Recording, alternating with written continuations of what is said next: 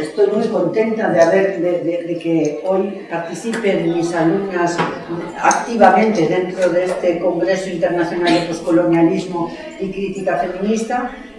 Vamos a hacer, o van a hacer ellas, van a hablar un poco de quién es la autora que yo les propuse para hacer la traducción de una obra de teatro. Es Leonora Miano, y entonces van a explicar ellas quién es. Eso es un texto que hemos preparado toda la clase, luego toda la clase no puede actuar, lógicamente, pero que sepáis que es un trabajo colectivo, es decir, que ellas prepararon por grupos la presentación de Leonora Miano, y de esas distintas presentaciones acabamos haciendo una única, que es la que van a leer hoy, y luego harán una lectura teatralizada, no de toda la obra de teatro, porque no se puede, pero sí de dos escenas, de dos actos distintos, y que mi reino llegue, de Mon Rey arriba, hoy y el jueves, o sea que las podréis ver hoy y las volveréis a ver el jueves. Hay más estudiantes que participan. Entonces, decir que yo creo que han hecho muy buena traducción del texto, o sea que estoy orgullosa de esa traducción que nos ha quedado al final también colectiva, y que la presentación también está muy bien, y es dar a conocer a una gran escritora y militante feminista postcolonialista que yo creo que tenía que tener su lugar en este congreso. Y ya les dejo a ellas hablar. Leonora Miano, una escritora afropea, anticolonialista y feminista. Leonora Miano es una escritora franco-camerunesa, es decir, afropea, según el neologismo acuñado por ella misma. Nace en Douala, capital económica de Camerún, el 12 de marzo de 1973. En 1991 se instala en Francia y desde hace unos años reside en Togo. Leonora, de familia acomodada e intelectual, se interesa por la literatura desde muy joven, empezando a escribir sus primeros poemas a los 8 años. No obstante, su verdadera pasión por la literatura comienza con la lectura de Retorno al país natal de Aimé Césaire.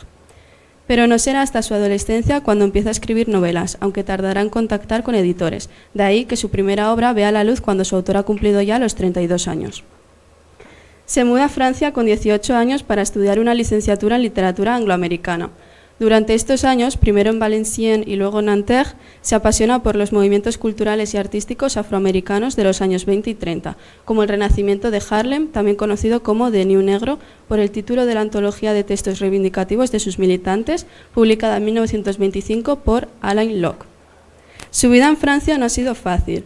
Una vez finalizados sus estudios, permanece en París en condiciones muy precarias. Llega incluso a residir en un albergue con su hija recién nacida. No obstante, esta dura situación no la hunde. De hecho, en palabras de la autora, escribir me curó y me ha permitido crear algo bello de las dificultades.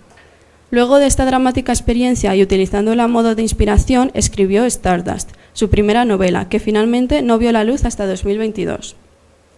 Por motivos ajenos a su voluntad, se queda en Francia hasta 2019, cuando se muda a Togo, donde lucha por los derechos de las africanas y mantiene una gran actividad cultural e intelectual. En concreto, ha fundado en Lomé una editorial que publica obras subsaharianas en francés y en distintas lenguas africanas, de Quilombo Publishing. Su compromiso con temas de gran relevancia social como la identidad, la raza, el colonialismo, la migración o la identidad y la historia de las mujeres subsaharianas y afrodescendientes hace de ella una de las voces prominentes de la literatura francófona. Los temas sobre los que escribe son los relacionados con su propia experiencia, la África subsahariana y los afrodescendientes. Uno de sus principales centros de interés se sitúa en trasladar la realidad de esas poblaciones que, desde Occidente, se suelen ver a través de estereotipos. Pero también trata cuestiones como la vida de los afropeos de Francia u otros países de Europa, o desde un punto de vista que podría asociarse con los African Gender Studies, aborda el día a día de las mujeres africanas infravaloradas por ser mujeres y por ser negras, o reflexiona acerca de la sexualidad en las culturas africanas y afrodescendientes. A través de sus obras, Miano establece un diálogo entre el pasado y el presente, revelando las conexiones invisibles que unen a la humanidad con sus antepasados y consigo misma. Sus personajes, inmersos en las sombras de la historia, desentrañan los misterios de la experiencia humana, sirviendo como vehículos para transmitir mensajes poderosos y universales. En todas sus obras, Miano desecha la posición preestablecida de las personas africanas como víctimas e insiste que hay que superar el discurso victimista acerca de la esclavitud para remontarse hasta la época precolonial e indagar acerca de la riqueza de las civilizaciones africanas antes de la colonización. Entre sus libros más destacados encontramos títulos como L'intérieur de la nuit, publicado en 2005 y traducido como El interior de la noche en 2014, relato que ha ganado varios premios, entre ellos el premio Louis Guillot en 2006 y el premio de la excelencia camerunesa en 2007. En este relato, el único traducido al castellano a día de hoy, Miano reivindica la cultura africana mientras denuncia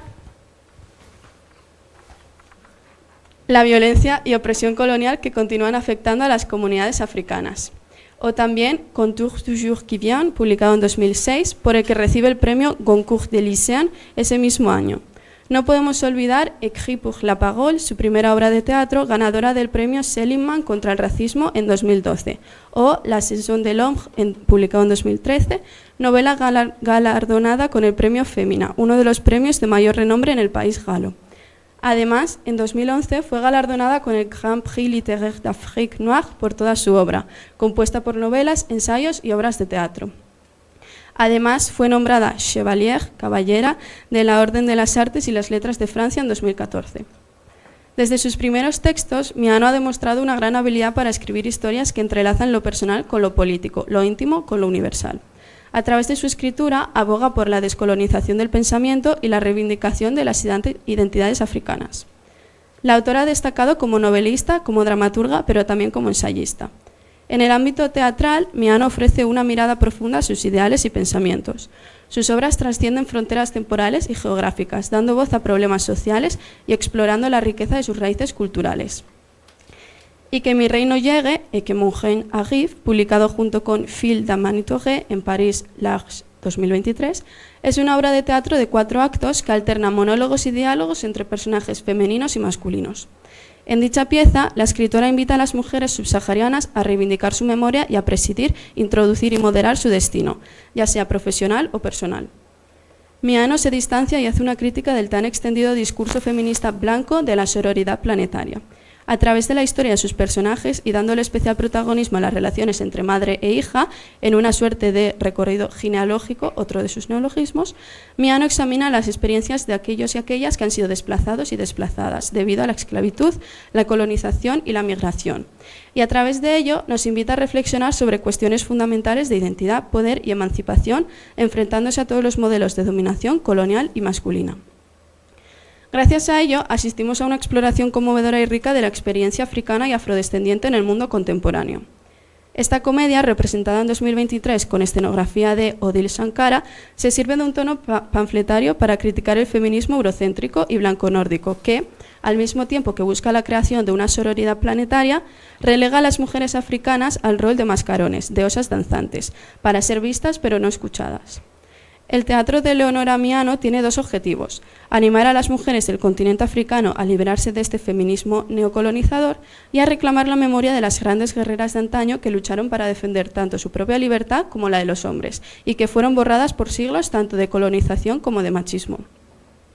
En esta obra conoceremos a Eyitopé Osimor, una intelectual que rechaza asistir a un coloquio feminista en un país desarrollado, y a Tedoré, una joven independiente sin pelos en la lengua que mira a los hombres por encima del hombro.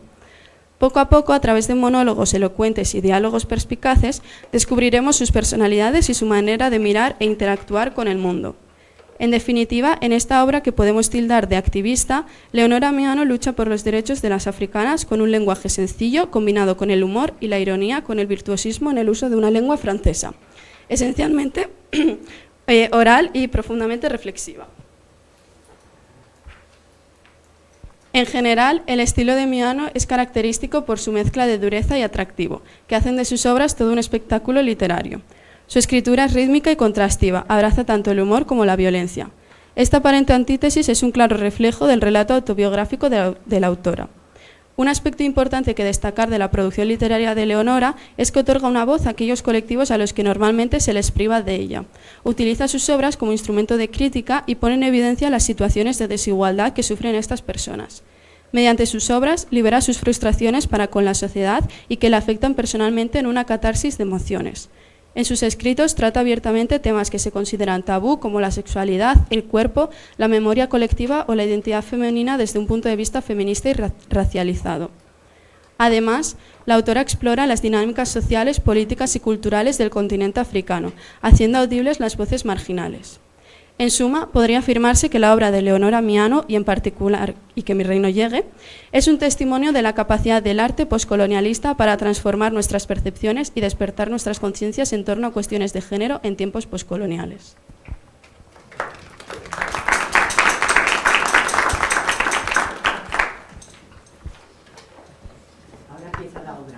Acto 1, escena 1. Eyitopé está en su jardín. La ilumina un farolillo que está cerca de la esterilla en la que hace sus ejercicios de yoga. Suena el teléfono y ella corre hacia la casa. Se la ve a través de la ventana. Eyitopé escribe algo en la libreta que hay junto al aparato y cuelga. Todavía tiene teléfono fijo y uno de esos aparatos de disco que eran habituales en los años 70 y 80 del siglo pasado. El cuarto está en penumbra, pero la mujer no enciende la luz. Vuelve al jardín y empieza a ocuparse de las plantas lenta y delicadamente. Se ven especies diferentes de flores y numerosos arbustos de follaje colorido. Está amaneciendo. Un resquicio de oscuridad persiste en el cielo. La sombra se disipa poco a poco. No debería haber descolgado, pero ¿cómo hacer oídos sordos cuando alguien te llama a estas horas? Te dices a ti misma que debe ser algo grave, que te necesitan, que tienes que estar disponible o te sentirás culpable el resto de tu vida. Así que sí, la señora me ha pedido disculpas. No se había dado cuenta de que con la diferencia horaria sería tan temprano aquí, on your end, eso es lo que ha dicho. Por otra parte, su equipo sugirió mi nombre con tanto entusiasmo. Le presentaron mi perfil con tal vehemencia, mis méritos le habían impresionado de una manera. En definitiva, se trata de un coloquio titulado Por una sororidad planetaria y se celebrará en septiembre en medio de la opulencia de una capital del mundo libre y desarrollado. Mis eminentes trabajos sobre la historia de las mujeres africanas y afrodescendientes justifican que se me haya pedido que introduzca, presida y modere los debates dedicados a la Global Africa, como ha dicho ella. Por supuesto, como keynote speaker, esas son sus palabras, me pagarán por la conferencia y correrán con todos los gastos y tutti quanti, como si hubiese otras posibilidades. Tendrán que pagarme generosamente y tratarme como una reina para sacarme de mi retiro. Incluso tendrán que llevarme en una silla de mano con porteadores para que mis pies no toquen el suelo. Estoy demasiado cómoda en mi casa, lejos de toda esa palabrería, a 1000 leguas de esa red elitista que no tendrá ningún impacto en la vida de las mujeres que aquí me rodean.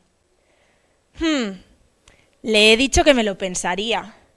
Ella no parecía entenderlo, así que he tenido que repetírselo.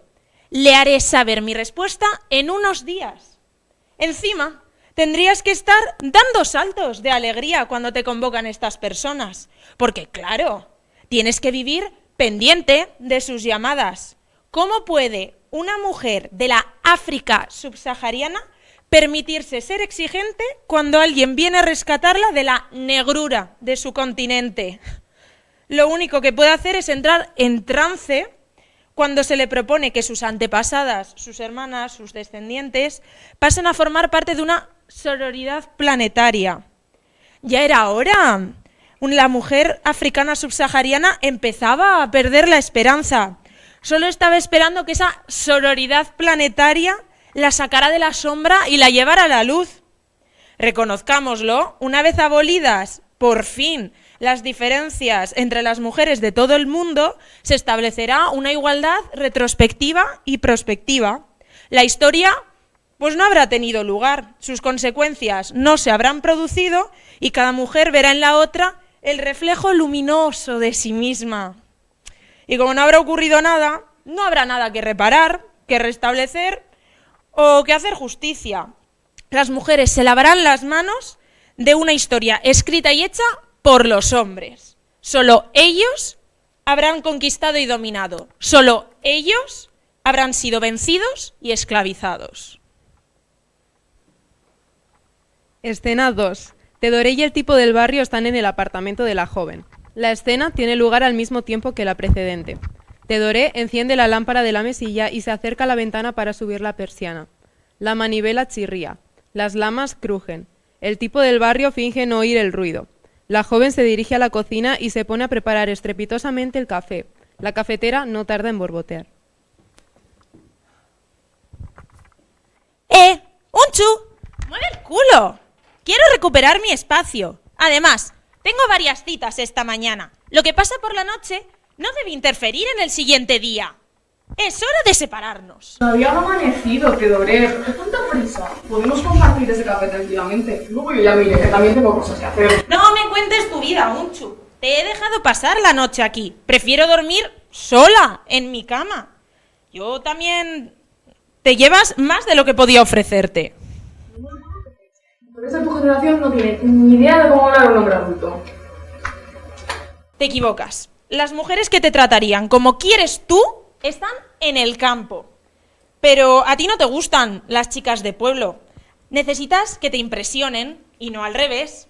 Así que quieres una chica de ciudad, con títulos universitarios, que pueda pagar el alquiler. Quieres chicas modernas, con rastas, con collares de ágata. ¿Cuántas de nosotras hay ahora mismo aprovechándose de tus habilidades y nunca en tu casa? Esa no es la pregunta. La pregunta es, ¿por qué necesitas utilizar tú mis habilidades? Como también dices. No te molestes en contestar, yo voy. Ambos permanecen en silencio mientras él se viste. Se marcha con cuidado de no dar un portazo. Teodore termina de preparar su desayuno y se dispone a disfrutarlo. Quizá he sido un poco dura. No tiene futuro, pero al menos no nos despluma. Tiene un curro en Future Shock, un bar muy concurrido. Estoy segura de que no cobra mucho, pero no pide dinero por sexo. De todos modos, no voy a comerme el tarro con esto. El tipo sabe hacer lo que se espera de él. En cuanto al resto, es difícil plantearse algo. Este hombre encarna la derrota de sus semejantes. Los únicos en este mundo que no saben qué hacer con su tierra ancestral. Los únicos que gobiernan solo en apariencia. No hace falta entrar en detalles. Las mujeres de este continente ya les hemos dado tiempo suficiente.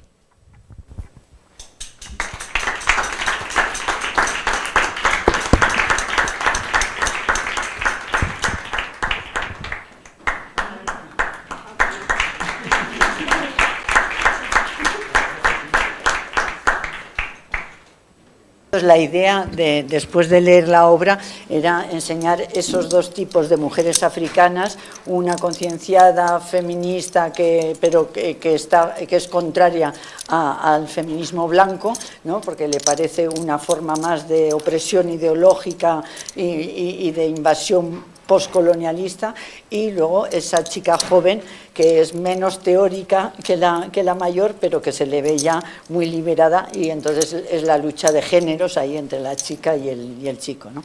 Bueno, pues tenemos una segunda parte para el jueves que también representarán. Como veis, son textos muy militantes, pero al mismo tiempo están llenos de humor, de ironía, y las obras son muy divertidas, o sea que os animo a que las leáis enteras. Están publicadas en Francia y también en la editorial suya de Togo, ¿no? De Lomé.